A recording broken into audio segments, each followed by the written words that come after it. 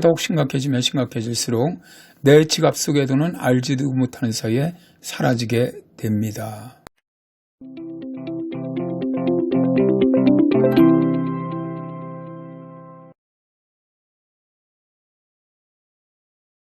오늘은 기후위기는 내 지갑의 돈을 빼앗아간다는 이야기를 좀 해볼 텐데요. 자, 이 기후위기로 재난이 발생하면 복구에 막대한 비용이 들어가게 되죠. 2000년대부터 미국과 영국 등에서는 피해 복구 비용을 계산을 할 때 기후위기 원인인 탄소 배출량과 연결짓고 있는데요. 영국은 탄소 배출 1톤당 사회적 비용이 약 40만 원, 미국은 2021년 초에 탄소 1톤당 치러야 할 사회적 비용이 6만 원 정도로 발표를 했는데요. 돈이 적은 미국의 계산법을 우리나라에 적용해 본다고 하더라도 우리나라가 기후재난으로 인한 사회적 비용이 한 해에 41조 원 정도가 됩니다.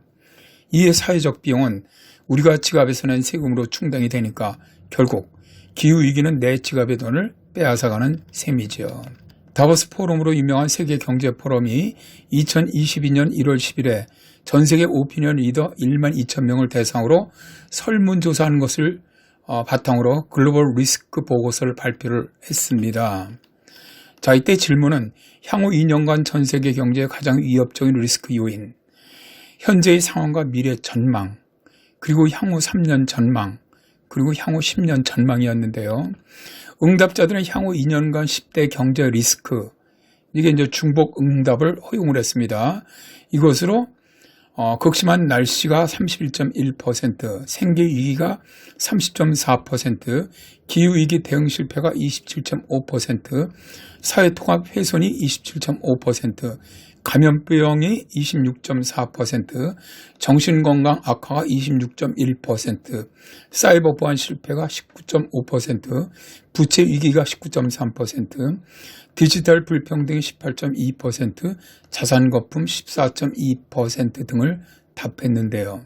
보시면 순위에서 1위와 3위가 기후위기 문제로 기후위기가 앞으로 2년간 세계 경제의 가장 큰 리스크가 될 것으로 본 것이지요. 이번 보고서의 설문 대상자 중에서 미국 응답자만을 대상으로 향후 2년 동안 미국의 최대 리스크를 물어보니까 자산 거품 붕괴를 가장 많이 꼽았는데요. 미국도 2021년에 부동산 가격이 폭등했기 때문입니다. 그리고 그 다음이 기후위기 대응 실패, 극심한 기상이변, 부채 위기, 고용과 생계 위기 등이었죠. 그런데 자산 거품 붕괴가 가장 큰 리스크로 꼽은 나라는 미국뿐만 아니라 스웨덴, 스위스, 홍콩, 아이슬란드 등이었는데요. 우리나라 응답자도 자산 거품 붕괴가 가장 큰 리스크로 응답했다고 합니다. 올해 지금 고금리로 들어서면서 우리나라 아파트 가격이 대폭 하락하는 것, 바로 여기에 속한다고 보시면 됩니다. 다보스 포럼에서 전 세계 오피니언 리더들이 보는 세계 전망은 현재 그리고 미래 모두 부정적이었는데요. 현재에 대한 전망은 비관적인 견해가 23.0%, 부정적 61.2%, 긍정적 12.1%, 낙관적 3.7%로 10명 중에 8명이 어두운 전망을 했습니다. 향후 3년간 전 세계 전망은 더 어두웠는데요.